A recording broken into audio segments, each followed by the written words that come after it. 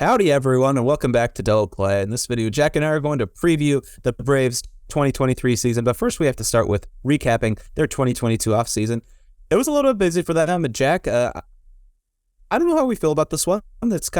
There's ways to interpret this one. The Brewers were busy. They were involved in probably maybe you could say the biggest trade of the offseason, perhaps, involving Sean Murphy. They didn't get or receive Sean Murphy, but they were involved in it. And so let's just talk about what they added and what they lost.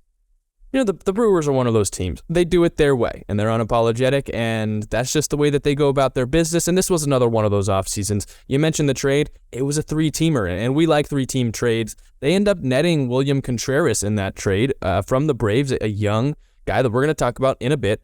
They only had to give up Esteury Ruiz, who was a prospect in their system, but overall, I think that's a W for the Brewers, and they go and they trade for another guy. They're moving Colton Wong, who we'll put on the subtractions list, but they get Jesse Winker back, a guy who, with the Reds in the NL Central, was one of the best hitters in baseball for a couple of years, and a slower year in Seattle last year, but now returning to the NL Central, some familiar ballparks. He's going to be hitting for the Brewers. A couple other guys, they bring in Brian Anderson, Abraham Toro, Owen Miller, a couple guys on the infield, Wade Miley, who will be their five-starter, and a couple bullpen arms. I already mentioned Esteury Ruiz and Colton Wong. They did have some other subtractions, guys who left in free agency, notably Hunter Renfroe, who we both really like on the Angels this year, and Taylor Rogers, who came to join my Giants. He was only there for a bit of the season last year, so not the biggest subtraction.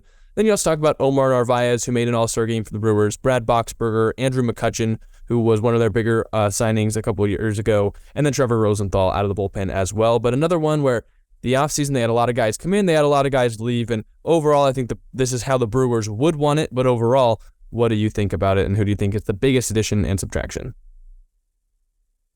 I do like the addition of Jesse Winker, and like you said, he's familiar with the ballparks. He was an all-star in 2021 with the Reds. He had a 147 WRC+, and he was still above average despite a down 2022, but he's projected to bounce back, and I'm believing in that hype a little bit for him to bounce back. He wasn't among the top of players impacted by the shift, but he was pretty impacted, so I think he might see a benefit from getting rid of that, and he's a bad defender, but he can DH right now, and Brian Anderson, who I originally thought was going to play third, he's projected to be the opening day right fielder right now, and Bryce Turang is going to play second, which slides Luis Urias to third.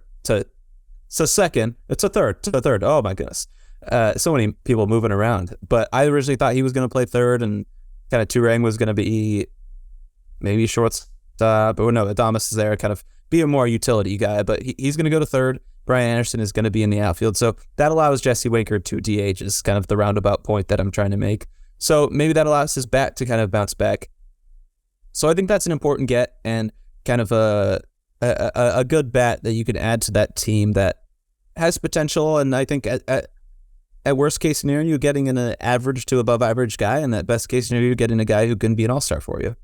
Yeah, and I think you got to mention that he has, being in the NL Central before, has a little bit of experience in some of these parks, and moving from the National League where he was with the Reds for so long to the American League in Seattle, facing teams he didn't face quite as often. Maybe that threw a wrench in his preparation and some of the other stuff, but now returning back to the Central, facing teams and pitchers he's seen for a while, I would expect to bounce back as well for Jesse Winker. I'm going to go with William Contreras, who I think is a sneaky good addition, especially for a young player at the catcher position, where it's hard to add at catcher. Most of the time you have to home grow those guys, but William Contreras coming over for the Braves, I really like the addition. Now, he's not the best defender. We'll get that out of the way first, but he's only 25 years old, and last year in 97 games had a 138 WRC+, clubbed 20 homers, and didn't have to give up too much to get him. And I like William Contreras. I think he fits well in this lineup right now. I think he'll be there for a long time. And as I mentioned when we were talking about Christian Vasquez to the Twins, it's hard to add a starting catcher in free agency, and the Brewers went out and added one of the better ones that I think they could have gotten at a young age, and that's William Contreras. I really like that move. Yeah, I agree. William Contreras is going to be there for a while, hopefully. And like you said, hopefully for the Brewers, he's a solid player. He was an all-star last season as well. He was actually an all-star at DH, but that's because he was on the Braves, who had another catcher, Travis Darno, who was also an all-star last year. So he's at least got the offensive numbers to do it, like you said. And I agree. Both those pickups were good for them. While losing Hunter Renfroe is going to sting a little bit, but I think you add some production that I can sort of say you kind of balance that out, I guess you could say. But overall, what would you say for the offseason is grade? So I went with a B-. I think it's a respectable offseason.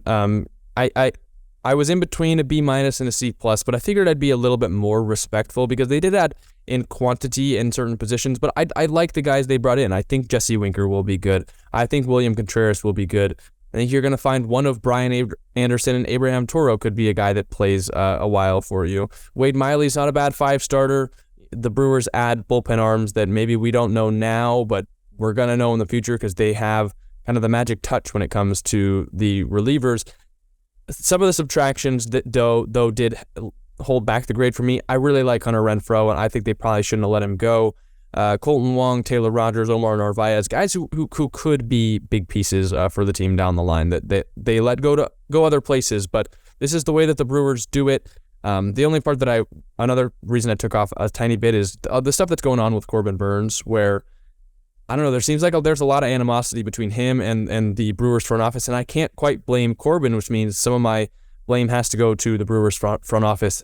You don't do that to a guy who won a Cy Young for you, and it is the face of your franchise at the moment. So I went with the B-. Maybe I'm being a little bit too nice considering some of the stuff that has also gone on, but I like some of the moves, and I think that they didn't need to add a whole ton, but I like the moves that they did make. If I were them, would I have spent a little bit more money in free agency? Yeah, probably, but with the moves they made, I'm going B-. So the way I've been doing this, Jack, you know, but for our Brewers fans watching, a C is your team has basically stayed the same. A C+ is a little bit better, C- is a little worse. I'm going with a high-end C. I don't think it was, I think they got a tiny, tiny bit better, but I don't think enough to warrant a C+.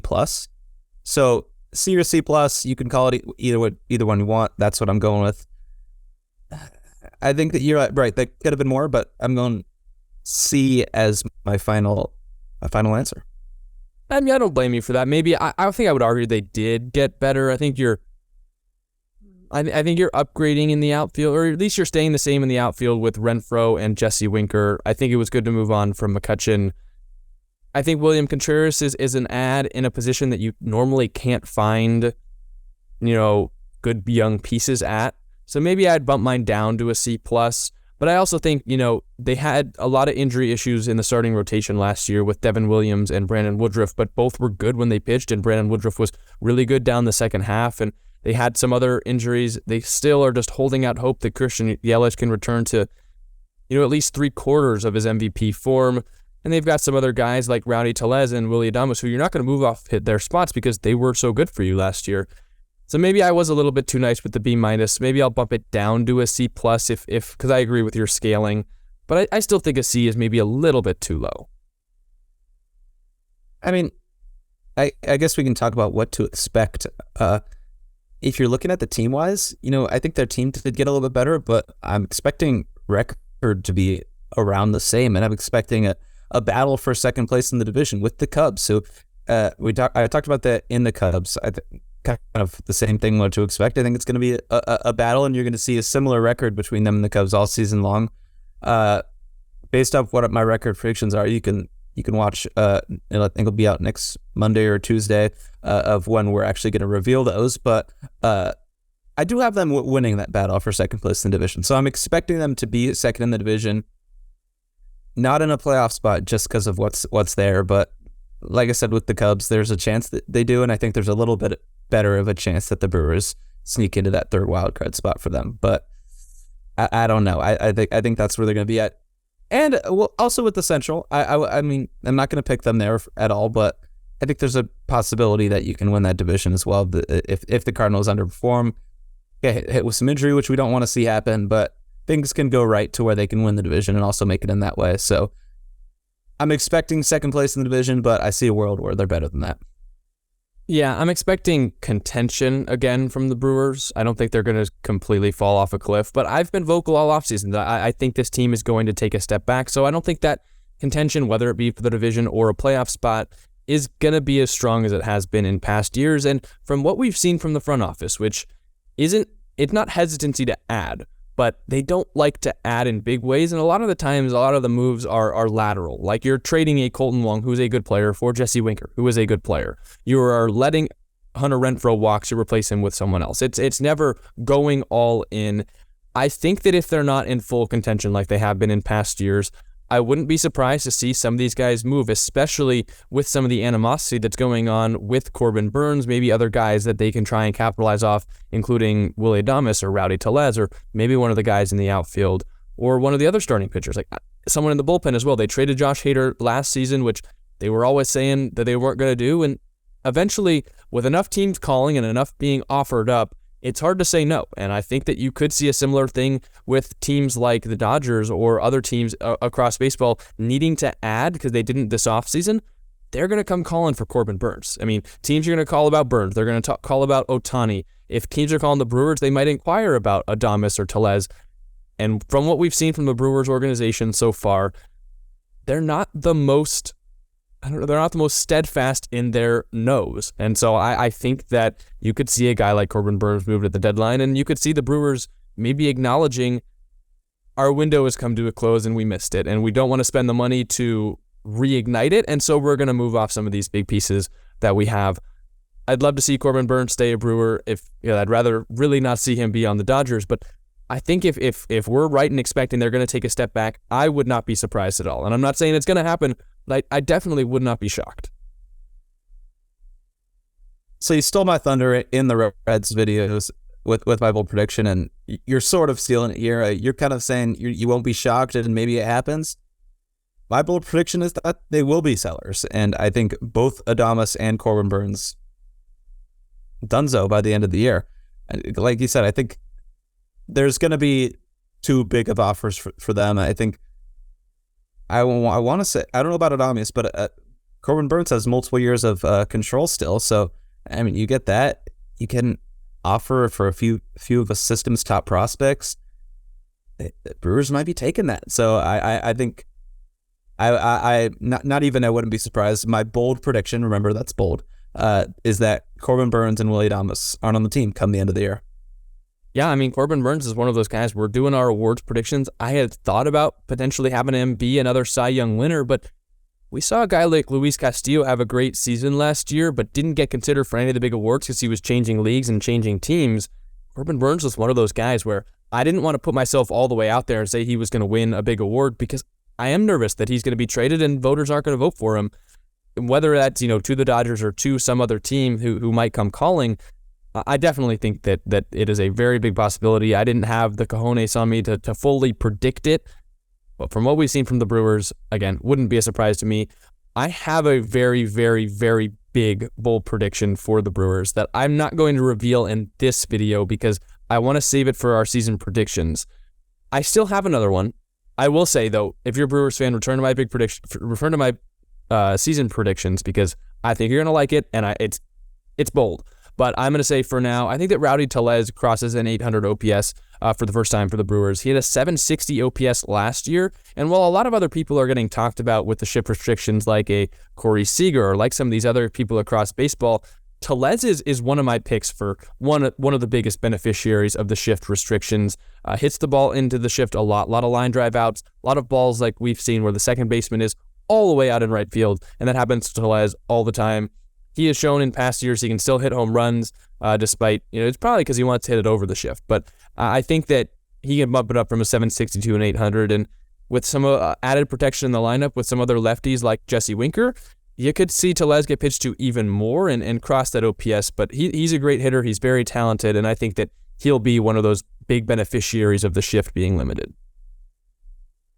Yeah, I like that. He's playing well for Team Mexico. We saw him have a good game. Jack and I went to the USA versus Mexico game last week. So, or I guess last week. Yep. So, I like that pick. He's a guy that's fun to watch as well. Or let's get rowdy. So, I like that pick, and I'm just still trying to wrap my mind around who your big bold prediction or what your big bold prediction is going to be. So, I'm going to be thinking about that one. So.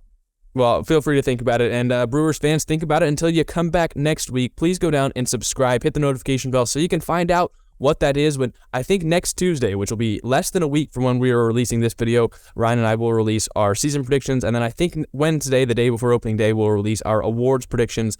So make sure you guys are subscribed. Make sure you hit the notification bell. You're following us on all social media platforms so you know when we post those big predictions. And then you can tune in as we cover the MLB all season long. Thank you guys so much for watching this video. If you're curious about our predictions or opinions on other teams in the Central or in the rest of the league, go down to the playlist down below. Follow us on all social media. But thank you guys so much for watching. We've been Double Play Baseball, and we will see you guys next time.